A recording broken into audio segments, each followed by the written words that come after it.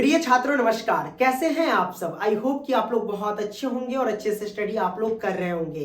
फिलहाल इस वीडियो में आपका भाई बताने वाला है IUPAC नामाकरण बिल्कुल बेसिक से लेके हाई लेवल तक। और मैं पूरे यकीन के साथ कहता हूं कि अगर आप शुरू से लेकर के लास्ट तक देख लेते हैं तो आपको IUPAC नामाकरण 100% समझ में आ जाएगा। तो चलिए स्टार्ट करते हैं। मैं आपको बता दूं कि IUPAC नामाकरण करने के लिए कम से कम आपको संरचना सूत्र आना चाहिए, उसके बाद इलेक्ट्रॉनिक कॉन्फ़िगरेशन भी आना चाहिए और किस तत्व के बाह्यतम कक्षा में कितने इलेक्ट्रॉन हैं ये भी आपको पता होना चाहिए। अगर आपको ये सब नहीं आता है तो कोई दिक्कत नहीं, यहाँ भी मैं आपको बता दूंगा। तो चलिए स्टार्ट करते हैं। तो यहाँ पे हमारे पास टॉपिक है IUPAC नामाकरण। तो सबसे पहले हम इसको समझ लेते हैं, इन दोनों को पहले समझ लेते हैं, उसके बाद ये क्या है जब आगे क्वेश्चन सॉल्व करेंगे तो वो हम समझ लेंगे उसमें। ठीक है, देखिए यहाँ पे सबसे पहले हाइड्रोकार्बन को समझ लेते हैं। हाइड्रोकार्बन जो होता है वो हाइड्रोजन तथा कार्बन से मिलकर के बने होते हैं, उसे हम हाइड्रोकार्बन कहते हैं। हाइड्रोकार्बन दो टाइप के होते हैं, एक संतृप्त हाइड्रोकार्बन और दूसरा असंतृप्त हाइड्रोकार्बन। संतृप्त हाइड्रोकार्बन यानी सैचुरेटेड हाइड्रोकार्बन और असंतृप्त हाइड्रोकार्बन यानी अनसैचुरेटेड हाइड्रोकार्बन। ठीक है, तो अब यहां समझेंगे कि देखिए जब कार्बन देखना कि कार्बन और कार्बन के बीच एक बाउंड बने यानी सिंगल बाउंड बने तो याद रखना उसके लास्ट यानी एन उसके लिए होगा, मतलब ये एल्केन के श्रेणी में हो जाएंगे और वो संतृप्त हाइड्रोकार्बन कहलाएंगे। यानी जब दो कार्बन के बीच अगर सिंगल बाउंड बनता है, ठीक है, यानी एक लाइन रहता है तो वो असंतृप्त हाइड्रोकार्बन कहलाते हैं। ठीक है, और ये किस श्रेणी में जाएंगे तो लास्ट में यहाँ एन लिखे ना, मतलब एल्केन के श्रेणी में जाएंगे। ठीक है, दूसरा हमारे पास देखिए कि अगर कार्बन कार्बन के बीच डबल बाउंड है ना, यानी दो लाइन है, ठीक है, तो ये किस श्रेणी में जाएंगे तो यहाँ पे मैंने इन लिखा है ना, मतलब एल्कीन के श्रेणी में जाएंगे। ठीक है, और ये कौन सा हाइड्रोकार्बन कहलाएंगे तो असंतृप्त हाइड्रोकार्बन कहलाएंगे। ठीक है, अगर कार्बन कार्बन के बीच ट्रिपल बाउंड बने हैं यानी ट्रिपल लाइन है तो याद रखना ये लास्ट में आइन है ना, मतलब ये एल्काइन के श्रेणी में जाएंगे। ठीक है, और ये असंतृप्त हाइड्रोकार्बन भी कहलाएंगे।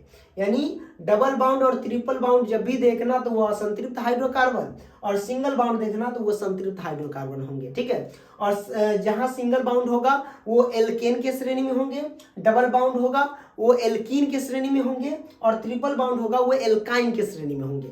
इसको आपने समझ लिया। जब भी आप IUPAC नामाकरण करें तो सबसे पहले आप क्या लिखेंगे, इस वाले को हम लिखते हैं, इन सभी को लास्ट में लिखते हैं, समझ में आएगा, थोड़ा धैर्य रखिए। इसको सबसे पहले आप लोग याद रख लीजिएगा। यहाँ जो लिखा गया कि meth eth prop pent hex hept ऑप नॉन डेक, यहाँ पे टोटल 10 है। यहाँ पे देख रहे हैं कि meth eth prop but pent hex hept ऑप नॉन डेक, याद रखिएगा, meth eth prop but pent hex hept ऑप नॉन डेक। ठीक है, तो इस तरीके से 10 को याद कर लीजिएगा, थोड़ा से 2 बार 3 बार रटिएगा तो याद हो जाएगा। ठीक है, तो यहाँ इसमें समझिए कि अगर कार्बन की संख्या 1 है यानी कार्बन परमाणु की संख्या 1 है तो उसके लिए लिखेंगे मेथ। अगर कार्बन परमाणु की संख्या 2 है तो उसके लिए लिखेंगे एथ, 4 है तो ब्यूट लिखेंगे, 5 है तो पेंट, 6 है तो हेक्स और 7 है तो हेप्ट और 8 है तो ऑक्ट, 9 है तो नॉन और 10 है तो डेक हम लिखते हैं। ठीक है, तो ये आपने समझ लिया। आइए अगर मैं एक क्वेश्चन लिखूं यहाँ पे, पहला क्वेश्चन, चलो हम यहाँ पे लिखते हैं C2H6। ठीक है, अब इसका IUPAC नामाकरण करना है। तो IUPAC नामाकरण करने से पहले आपको क्या पता होना चाहिए, कम से कम तो भैया संरचना सूत्र तो पता होना चाहिए, क्योंकि संरचना सूत्र नहीं अगर पता रहेगा तो हम IUPAC नामाकरण नहीं कर सकते हैं। और बहुत सारे ऐसे क्वेश्चन होते हैं जिसका संरचना सूत्र पहले से दे रखा रहता है और उसका हमें IUPAC नामाकरण करके बताना होता है। ठीक है, आगे हम बताएंगे नंबरिंग वाले में। ठीक है, तो अब C2H6 का IUPAC नामाकरण करना है तो सबसे पहले आपको इलेक्ट्रॉनिक कॉन्फ़िगरेशन आना चाहिए, यानी संरचना सूत्र भी आना चाहिए। ठीक है, ये भी ध्यान रखना। तो संरचना सूत्र बनाने के लिए इलेक्ट्रॉनिक कॉन्फ़िगरेशन बेहद जरूरी है, इस बात को ध्यान रखना। तो अगर इलेक्ट्रॉनिक कॉन्फ़िगरेशन निकालने का मैं तरीका बताऊं तो ट्रिक से मैं बता रहा हूं, वैसे मैंने डिटेल में 1 से लेकर के 30 तक के तत्वों का हम इलेक्ट्रॉनिक कॉन्फ़िगरेशन कैसे निकालते हैं वो बता चुके हैं। ठीक है, आप लोग डिस्क्रिप्शन में जाकर के चेक कर लेना। तो चलिए अब हम ट्रिक बताते हैं 2,8,8,2। देखिए 8 2 10 10 और 8 18 2 20, मतलब 20 तक के तत्वों का हम इलेक्ट्रॉनिक कॉन्फ़िगरेशन है जो हम यहाँ से ट्रिक से ज्ञात कर सकते हैं। अब इलेक्ट्रॉनिक कॉन्फ़िगरेशन निकालते हैं तो याद रखना परमाणु संख्या आपको याद होना चाहिए।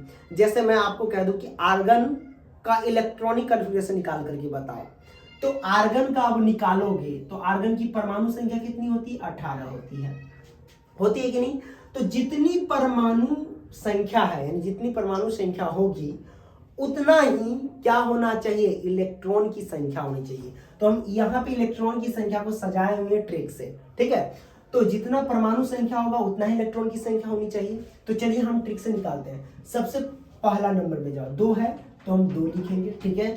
उसके बाद दूसरा नंबर में जाओ, 8 है तो 8 लिखेंगे, 8 2 10 हुआ अभी तक। फिर तीसरे नंबर में जाओ, तो तीसरे नंबर में 8 है तो 8 ले लेंगे, क्योंकि यहाँ पे देखिए 18 पूछ जाएगा। 8 है तो 10, 10 8 18, ये आ गया हमारे पास क्या?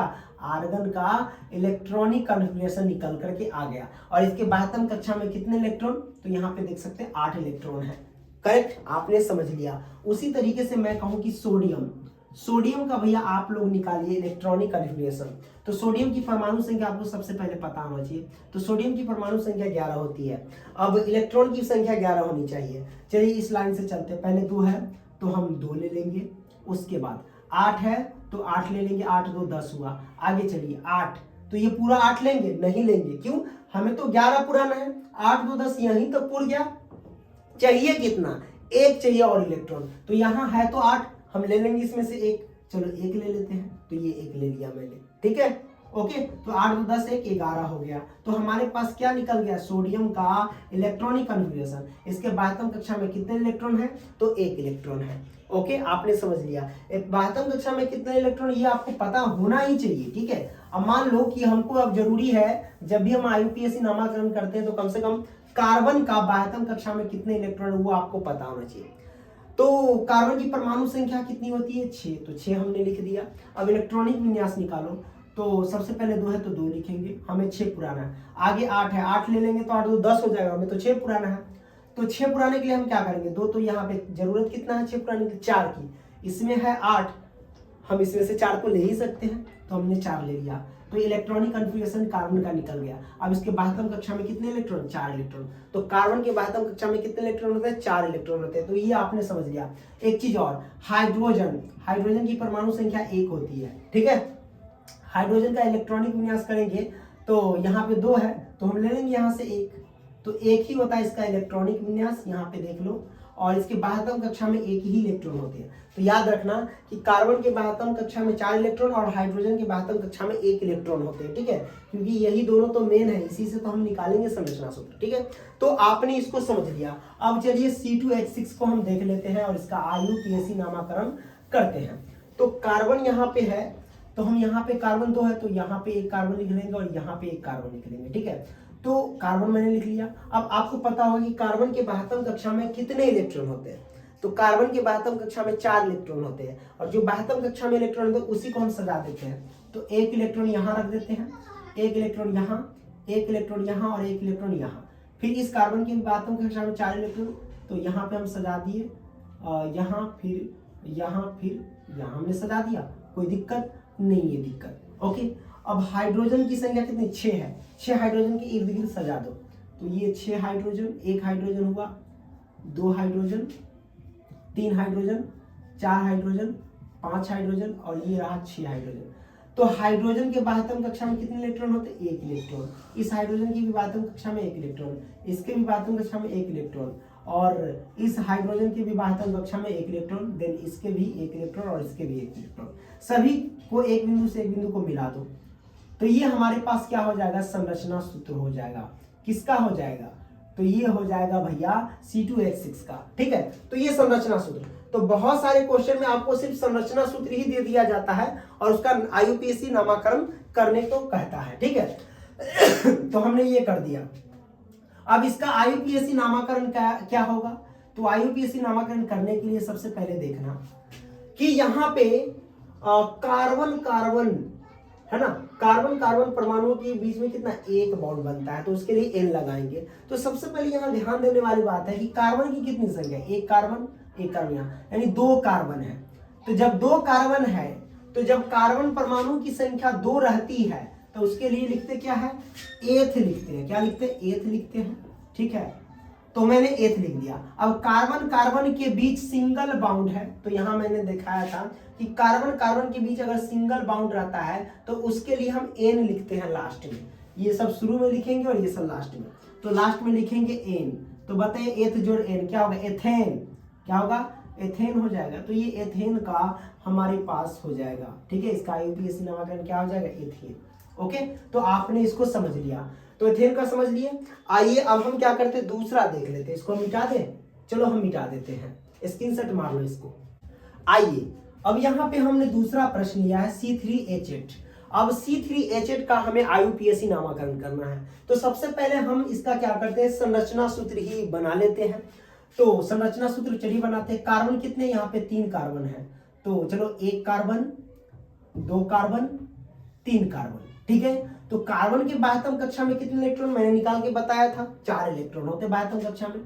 तो 1 electron, 2 electron, 3 electron, 4 electron. 1 electron, 2 electron, 3 electron, ये 4 इलेक्ट्रॉन मैंने सजा दिया। इस कार्बन के भी 1 इलेक्ट्रॉन, 2 इलेक्ट्रॉन, 3 इलेक्ट्रॉन और ये रहा 4 इलेक्ट्रॉन। हाइड्रोजन की संख्या कितनी है, हाइड्रोजन की संख्या 8 है। चलो इर्द गिर्द इसको हाइड्रोजन को हम सजा देते हैं। 1 hydrogen, 2 hydrogen, 3 hydrogen, 4 hydrogen, 5 hydrogen, 6, 7 और ये रहा भैया 8, हमने सजा दिया। सभी हाइड्रोजन के बाह्यतम कक्षा में 1-1 इलेक्ट्रॉन होते हैं, तो 1-1 इलेक्ट्रॉन मैंने रख दिया। ठीक है, ये लो भैया 1-1 इलेक्ट्रॉन मैंने रख दिया। ठीक है, अब चलो ये साझा कर लेगा यहाँ से यहाँ तक, इससे फिर ये इससे मिल जाएगा, फिर ये इससे, फिर ये इससे, फिर ये इससे, फिर ये इससे, इससे, इससे, इससे। ठीक है, इलेक्ट्रॉन बिंदु संरचना पर मैंने डिटेल से वीडियो बनाया हुआ है। आप लोग YouTube पे सर्च करना कि इलेक्ट्रॉन बिंदु संरचना बाय पंकज सर, तो आपको मिल जाएगा। ठीक है, तरह तरह के क्वेश्चन का। तो ये हमारे पास संरचना सूत्र आया। अब हम क्या करेंगे इसमें, अब इसका आईयूपीएसी नामकरण देखेंगे। तो सबसे पहले देखेंगे कि कार्बन क्या है, 1 2 3 कार्बन है। तो जब कार्बन परमाणु की संख्या 3 रहती है तो उसे हम प्रोप कहते हैं। तो हम सबसे पहले लिखेंगे प्रोप, मैंने प्रोप लिख दिया प्लस। उसके बाद देखिए कार्बन कार्बन के बीच कितने बाउंड है, सिंगल बाउंड है। तो जब सिंगल बाउंड रहता है तो हम लगाते हैं N, तो ये हो जाएगा प्रोपेन। तो ये N हो जाएगा लास्ट में, तो प्रोप जो N क्या होगा, प्रोपेन, प्रोपेन। चलो भैया ये हमारे पास आईयूपीएसी नामकरण इसका हो गया। ठीक है, दूसरा का। तो आप क्या करो, इसका स्क्रीनशॉट जल्दी से मार लो। चलो इसको हम मिटा देते हैं। तो आइए अब हम लेते हैं यहाँ पे तीसरा प्रश्न। अब हम तीसरा प्रश्न को सॉल्व करते हैं। कैसे सॉल्व करेंगे, बहुत आसान है। देखिए C2H4 है ना, तो हम सबसे पहले इसका संरचना सूत्र याद कर लेते हैं। कार्बन की संख्या कितनी है, 2 है, तो 1 कार्बन भैया और यहाँ भी 1 कार्बन, 2 कार्बन हो गया। अब आपको पता होगा कि कार्बन यहाँ पे हो गया, हाइड्रोजन यहाँ पे 4 है, तो हाइड्रोजन 4 है तो एक इधर, एक इधर, एक इधर। हाँ, तो इस तरीके से सजा लो। चलो यहाँ पे 2 कार्बन, 2 इलेक्ट्रॉन को यहाँ रख देते हैं और 2 इलेक्ट्रॉन को यहाँ रख देते हैं, 4 इलेक्ट्रॉन हो गया। फिर 2 इलेक्ट्रॉन को यहाँ, 2 इलेक्ट्रॉन को यहाँ। ठीक है, 4 इलेक्ट्रॉन। तो कार्बन के बाह्यतम कक्षा में 4 इलेक्ट्रॉन, तो 4 इलेक्ट्रॉन को मैंने सजा दिया। हाइड्रोजन है, 1 हाइड्रोजन को यहाँ रख दो, 1 हाइड्रोजन को यहाँ रख दो, 1 हाइड्रोजन को यहाँ रख दो, 1 हाइड्रोजन को यहाँ रख दो। देखो 4 हाइड्रोजन हो गए। हाइड्रोजन की बाह्यतम कक्षा में 1 इलेक्ट्रॉन, इसके भी बाह्यतम कक्षा में 1 इलेक्ट्रॉन, इसके भी 1 इलेक्ट्रॉन, इसके भी 1 इलेक्ट्रॉन हो जाएंगे। करेक्ट। अब चलो सभी बिंदु से मिला दो इसको। ये इससे मिला, ये इससे मिला, ये इससे, ये इससे, देन ये इससे, फिर ये इससे। तो ये हमारे पास संरचना सूत्र हो गया C2H4 का। अब आईयूपीएसी नामकरण करते हैं। तो सबसे पहले देखिए कार्बन कितने हैं, कार्बन 2 है, तो 2 कार्बन रहता है तो उसको हम 8 पढ़ते हैं, तो हम लिखेंगे 8 जोड़। अब यहाँ पे देखिए कार्बन कार्बन के बीच डबल बाउंड बन रहा है, तो डबल बाउंड बनते हैं तो उसके लिए इन पढ़ते हैं, तो हम यहाँ पे लिखेंगे इन। ठीक है, तो हमारे पास क्या हो जाएगा, एथ जो इन, एथीन हो जाएगा, एथीन। चलो ठीक है, तो ये हमारे पास आंसर आ गया, कोई दिक्कत नहीं है। दिक्कत तो आप क्या करो, इसका स्क्रीनशॉट जल्दी से मार लो। आइए अब हम अगला लेते हैं। अब देखिए चौथा हम लेते हैं। अब इसका हमें क्या करना है, आईयूपीएसी नामकरण करना है C2H2 का। कैसे करेंगे, बहुत आसान है। कार्बन कितने हैं, 2 है, तो 1 कार्बन देन 2 कार्बन।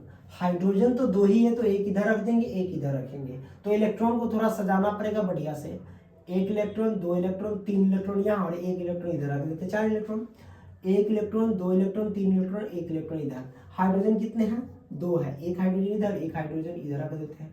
हाइड्रोजन की बातम कक्षा में 1 इलेक्ट्रॉन, इसके भी बातम कक्षा में 1 इलेक्ट्रॉन। ये हाइड्रोजन से यानी इस बिंदु से ये मिल जाएगा और इस इलेक्ट्रॉन से ये इलेक्ट्रॉन, देन ये इससे मिला, ये इससे मिला, ये इससे मिला। ये हमारे पास संरचना सूत्र हो गया। अब इसका हमें करना क्या है? नामकरण करना है ना। तो कैसे करेंगे? बहुत बेहतरीन तरीके से कर लेते हैं भैया। देखिए कार्बन कितनी है? कार्बन यहाँ पे 2 कार्बन है। 2 के लिए हम यहाँ पे एथ पढ़ेंगे, ठीक है। तो एथ लिख दिया। प्लस में कार्बन कार्बन के बीच ट्रिपल बॉन्ड है, तो ट्रिपल बॉन्ड के लिए आयन पढ़ते हैं, आयन, आयन लगाते हैं। तो एथाइन हो जाएगा, एथ जोड़ आयन, एथाइन, एथाइन, ठीक है। तो एथाइन ये हमारे पास आ गया संरचना सूत्र, यानी आईयूपीएसी नामाकरण। ये संरचना सूत्र, ये आईयूपीएसी नामाकरण, इसका मैंने कर दिया, ठीक है। तो आपने इसको समझ लिया। आइए अब थोड़ा हम और क्वेश्चन लेते हैं और हाई लेवल वाले समझते हैं, ठीक है। प्रिय छात्रों, अब यहाँ पे देखिए, अब हम इस टाइप का आईयूपीएसी नामाकरण करेंगे। तो यहाँ पे पहले से संरचना सूत्र दे रखा है और इसका हमें आईयूपीएसी नाम बताना है। कैसे बताएंगे? तो इस टाइप के क्वेश्चन को हम सॉल्व करने के लिए क्या करते हैं? नंबरिंग करते हैं। तो नंबरिंग आना चाहिए, इधर से भी नंबर बैठा देते हैं और इधर से भी नंबर बैठा देते हैं।